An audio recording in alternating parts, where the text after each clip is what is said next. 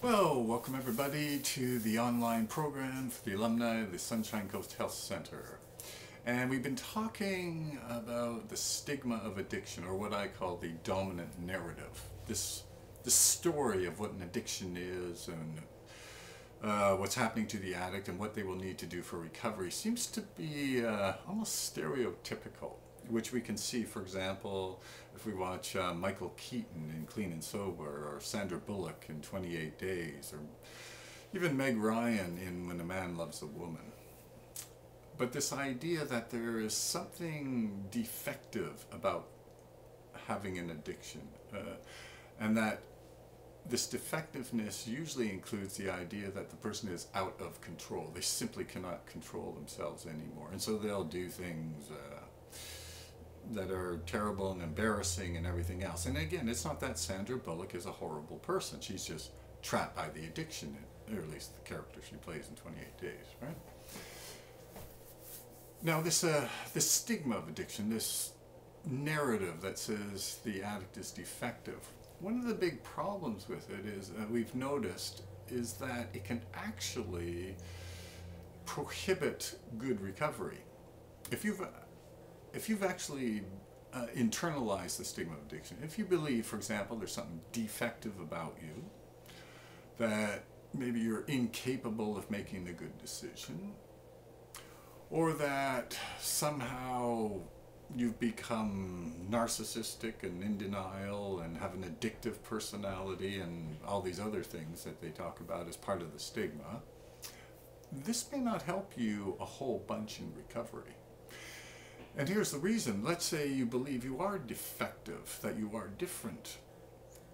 Well, maybe there's going to be a lot of things about you as a human being that you're not going to accept. Or maybe you won't even accept the idea that you deserve recovery, right? Maybe you believe that there's nothing you can do to help yourself. Maybe you have this belief that you have to rely on other people.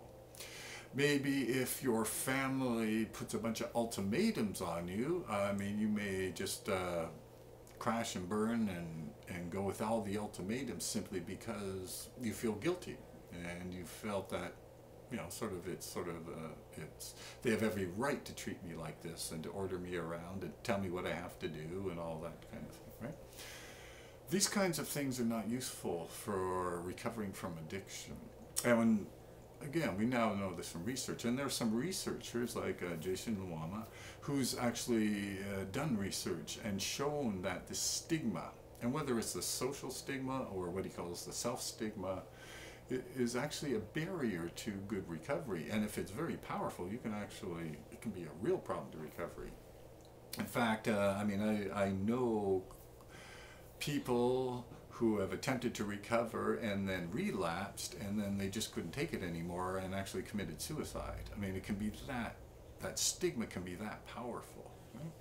So it's a very terrible thing, but it's important for everyone to be aware of the stigma, and particularly for yourselves. Have you internalized the stigma? Do you believe that you are a defective human being? Do you believe that you're worthy of recovery? Do you believe, I think I told this story before, we actually had a client here who quite literally thought he was Satan. That's not a good start for recovery, to say the least, right?